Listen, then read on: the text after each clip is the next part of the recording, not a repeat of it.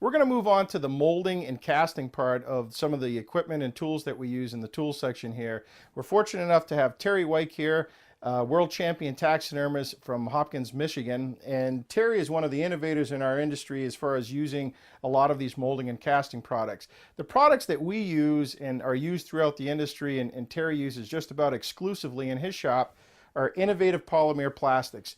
Polymer plastics make a polymer urethane that you can use for molding heads, from casting heads for molds to doing your casts for your fish bodies as well.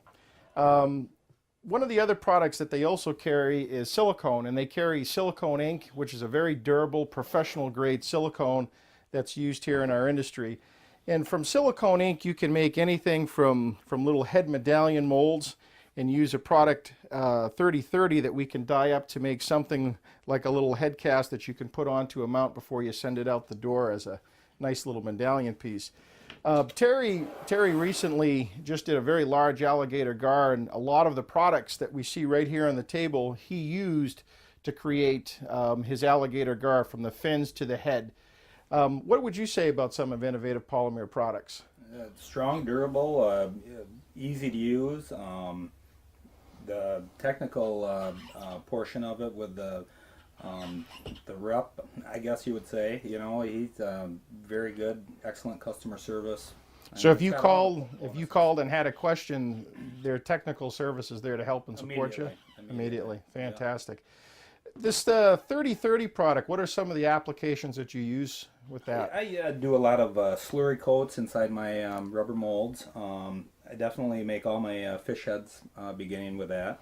I do, if I'm doing a two-part mold with for fish, I would cover the inside of the mold of just a basic body part of it. I may use a 30-25 for the fins. There's several different things you can use for the fins, but you can use that for slapping the two sides back together and joining them as they're hardening, and then they would pry apart.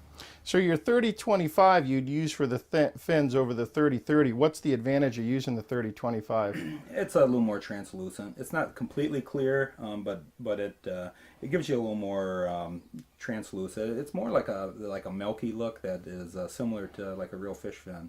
Can you use some dyes and some different colors? Certainly. All those products take dyes very well. Innovative also sells the dyes. There's some other companies out there that sell real good dyes, and I do dye a lot of my fins to give them that fleshy tone.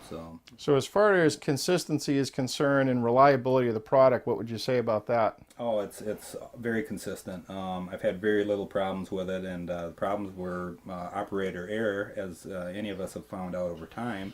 That you do make mistakes, and that's how we learn from our mistakes.